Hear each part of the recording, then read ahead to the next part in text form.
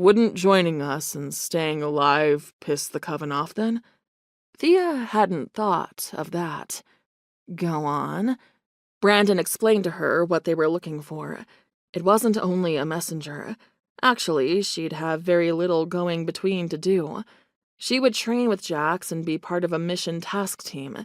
She'd be the one with magic and a valuable asset. To do what? Thea demanded.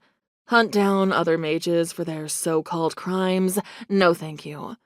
Other mages? You're in a coven. Not for long. Brandon paused. Interesting. She grinned. If I joined, I would not be your liaison for long. I'd be a mage aide or something. How would your higher-ups feel about that? I don't know. I wasn't expecting this. Brandon was honest, at least. He wasn't trying to look smarter than he was. I'd like to at least get you through onboarding and processing, Brandon admitted. We could do a trial period, 1 month.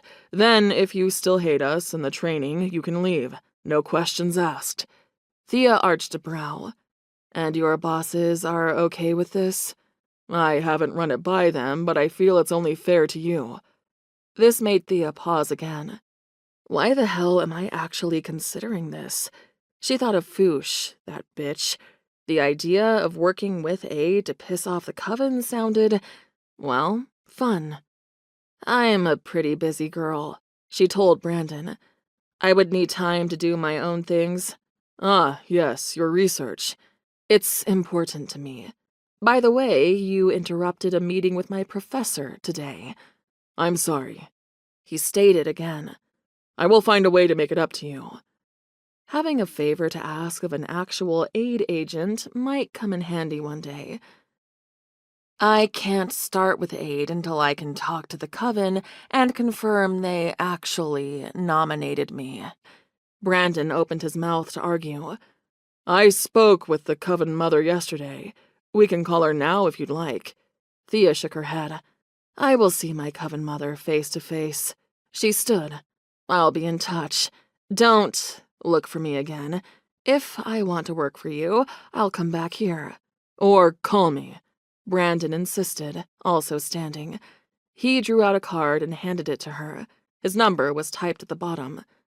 Thea could not believe this was what her day had turned into. At the back of her mind, she considered something else.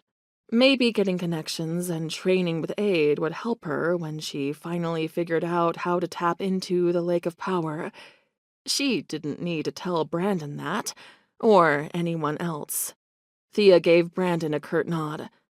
Show me how to get out of here and call me an Uber while you're at it. I'm sure we're miles away from my home.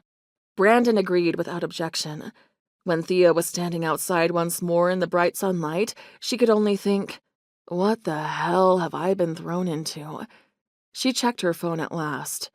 Boy, did she have a story for Mia later.